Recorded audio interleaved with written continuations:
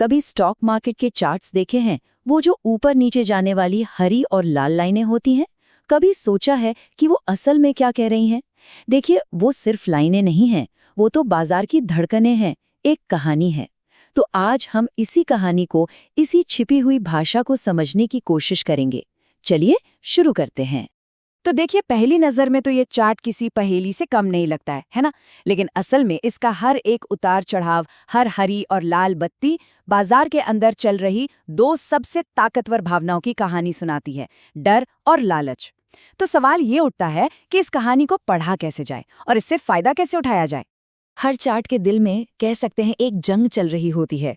एक तरफ है बुल्स यानी खरीदार, जो चाहते हैं कि कीमत आसमान छुए, और दूसरी तरफ है बेयर्स यानी बेचने वाले, जो कीमत को नीचे धकेलना चाहते हैं। बस इसी लड़ाई को समझना टेक्निकल एनालिसिस का पहला सबक है। अब अगर चार्ट एक भाषा है तो इसका हर अक्षर है एक कैंडल स्टिक। सिंपल है, हरी कैंडल मतलब बुल्स की जीत, कीमत ऊपर गई, और लाल कैंडल मतलब बेयर्स हावी हुए और कीमत नीचे आई। इसका जो मोटा हिस्सा है वो है बॉडी, जो बताती है कि कीमत कहाँ से शुरू होकर कहाँ बंद हुई, और वो जो ऊपर नीचे की पतली डंडियां हैं, जिन्हें शैडो कहते हैं, वो उस दिन के हाई और लो का रिकॉर्ड रखती हैं। तो ठीक है, अक्षर तो हमने सीख लिए। अब बारी है कुछ शब्द बनाने की। ये शब्द ही हैं कैंडलस्टिक पैटर्न, और ये बड़े काम के होते हैं क्योंकि ये हमें मार्केट की अगली चाल का इशारा, एक हिंट दे सकते हैं। ये देखिए, ये है हमारा पहला शब्द। इसका नाम है हैमर यानी हथौड़ा, और ये अक्सर तब बनता है जब मार्केट काफी गिर चुका हो। इसकी बनावट देखिए, छोटी सी बॉडी और लंबी सी नीचे की परछाई। ये क्या बताती है? ये बताती है कि सेलर्स ने कीमत को नीचे धकेलने की पूरी कोशिश की, लेकिन फिर बायर्स की ऐसी जबरदस्त एंट्री हुई कि वो कीमत को वापस ऊपर खींच लाए। निफ्टी के चार्ट में ये पैटर्न अक्सर तब दिखता है जब बाजार अपना बॉटम बना रहा होता है। इसे समझने का एक बहुत ही बढ़िया तरीका है। सोचिए, जैसे कोई गेंद जमीन पर जोर से टकराती है और फिर तेजी से वापस ऊपर उछलती है। हैमर के पीछे की साइकोलॉजी यानी मनोविज्ञान बिल्कुल यही है। सेलर्स ने गेंद को जमीन पर पटका, लेकिन बायर्स का बाउंस बैक इतना मजबूत था कि कीमत वापस ऊपर आ गई। अब आते हैं इस कैंडल पर। इसका नाम है डोजी। ये कंफ्यूजन का सिंबल है। इसका मतलब है कि कीमत जहां खुली लगभग वहीं आकर बंद हो गई। मतलब पूरे दिन बुल्स और बेयर्स के बीच जोरदार लड़ाई चली, पर नतीजा ड्रॉ, कोई नहीं जीता। ये अक्सर एक बड़े तूफान से पहले की शांति जैसा होता है, एक संकेत कि ट्रेंड बदल सकता है। और अब बात करते हैं एक बहुत ही पावरफुल पैटर्न की, एनगल्फिंग पैटर्न। एनगल्फ का मतलब ही होता है निगल जाना, और यहाँ होता भी यही है। एक कैंडल अपनी पिछली कैंडल को पूरी तरह से ढक लेती है, मानो उसे निगल गई हो। ये मोमेंटम में एक बहुत बड़े शिफ्ट का, एक बहुत बड़े बदलाव का सीधा सीधा इशारा है। तो ये दो तरह के होते हैं। पहला, बुलिश एनगल्फिंग। इसमें एक छोटी लाल कैंडल के बाद एक बड़ी हरी कैंडल आती है जो उसे पूरा का पूरा निगल लेती है। मतलब खरीदार अचानक से एक्शन में आ गए। रिलायंस के चार्ट्स में ये कई बार देखने को मिलता है। और दूसरा, बेरिश एनगल्फिंग, जो इसका ठीक उल्टा है, जहां बेचने वाले बाजी मार ले जाते हैं।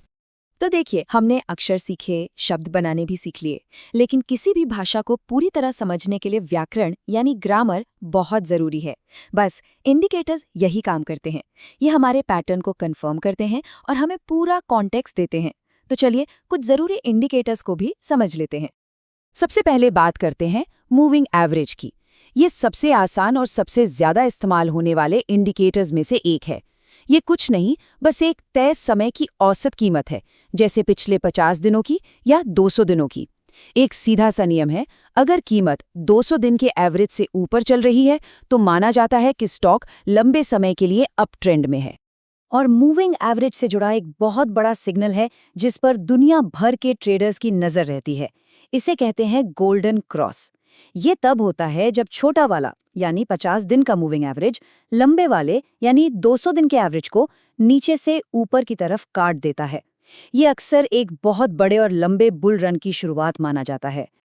अच्छा, अगला इंडिकेटर है RSI यानी रिलेटिव स्ट्रेंथ इंडेक्स। इसे मार्केट का स्पीडोमीटर समझिए। ये हमें बताता है कि कोई स्टॉक कितनी तेजी से भाग रहा है या गिर रहा है, और ये भी बताता है कि कहीं वो ओवरबॉट तो नहीं हो गया, मतलब ज़रूरत से ज़्यादा खरीदा तो नहीं जा चुका, या फिर ओवरसोल्ड यानी ज़रूरत से ज़्यादा बिका तो नहीं। तो इसे पढ़ते कैसे हैं? बहुत आसान है। अगर RSI 70 के ऊपर चला जाए तो समझो गाड़ी बहुत तेज चल रही है। एक तरह की वार्निंग है कि अब थोड़ी सुस्ती आ सकती है। और अगर RSI 30 के नीचे आ जाए तो ये एक मौका हो सकता है, एक संकेत कि शायद गिरावट अब थमने वाली है। जैसे HDFC बैंक के केस में जब भी RSI 30 के नीचे गया है, अक्सर उसके बाद एक अच्छा उछाल देखने को मिला है। अगला है मैकडी। ये ट्रेंड के मोमेंटम यानी उसकी रफ्तार को नापता है। इसको समझने का सबसे मजेदार तरीका है दो घोड़ों की रेस। सोचिए, एक घोड़ा तेज दौड़ता है और दूसरा थोड़ा धीमा। बस हमें यही देखना है कि कौन सा घोड़ा आगे है और कौन सा पीछे। इसी से ट्रेंड की ताकत का अंदाजा लगता है। तो जब तेज दौड़ने वाला घोड़ा यानी मैकडी लाइन धीमे वाले घोड़े को यानी सिग्नल लाइन को नीचे से काटकर आगे निकल जाए, तो ये एक बुलिश क्रॉसओवर है, मतलब खरीदने का सिग्नल। और जब इसका उल्टा हो यानी तेज घोड़ा ऊपर से नीचे की तरफ काट दे, तो वो बेरिश क्रॉसओवर है, यानी बेचने का टाइम हो सकता है। फिर आते हैं बोलिंगर बैंड्स। इसे ऐसे समझिए जैसे कीमत के चारों तरफ एक रबर बैंड बंधा हुआ है। जब मार्केट में बहुत एक्शन होता है, बहुत वॉलेटिलिटी होती है, तो ये रबर बैंड फैल जाता है, और जब मार्केट शांत हो जाता है तो ये सिकुड़ जाता है। और मजे की बात तो अब है, जब ये बैंड्स बहुत ज्यादा सिकुड़ जाते हैं, इसे स्क्वीज कहते हैं, तो ये इस बात का इशारा है कि मार्केट किसी बड़ी मूव के लिए तैयारी कर रहा है। ये एक धमाके से पहले की खामोशी जैसा है, और ट्रेडर्स बस इसी ब्रेकआउट का इंतजार करते हैं। तो चलिए, अब तक हमने अक्षर, शब्द और ग्रामर सब कुछ सीख लिया है। अब समय है इन सबको एक साथ इस्तेमाल करने का। देखते हैं कि एक असली चार्ट पर ये सब चीजें एक साथ मिलकर हमें क्या कहानी बताती हैं। जरा इस निफ्टी के डेली चार्ट पर नजर डालिए। यहाँ देखिए, मार्केट लगातार गिर रहा था और फिर बॉटम पर बनता है एक क्लासिक बुलिश इनगल्फिंग पैटर्न। लेकिन रुकिए, कहानी यहीं खत्म नहीं होती। ठीक उसी वक्त RSI भी 30 के नीचे था, जो चिल्ला चिल्ला कर कह रहा था कि मार्केट ओवरसोल्ड है। ये एक डबल कंफर्मेशन था, और नतीजा, इस पैटर्न के बाद देखिए क्या जबरदस्त रैली आई। यही है इन टूल्स की असली ताकत, जब वो एक साथ मिलकर काम करते हैं। तो कुल मिला के आज हमने क्या सीखा? यही कि चार्ट सिर्फ लाइनें नहीं, एक पूरी भाषा हैं। कैंडलस्टिक्स उसके अक्षर हैं, पैटर्न उसके शब्द हैं, और RSI, मैकडी जैसे इंडिकेटर्स उसका व्याकरण। और ये सब मिलकर हमें बाजार की असली कहानी सुनाते हैं। तो अगली बार जब किसी चार्ट को देखें तो सिर्फ कीमत मत देखिए, उस कहानी को पढ़ने की कोशिश कीजिए।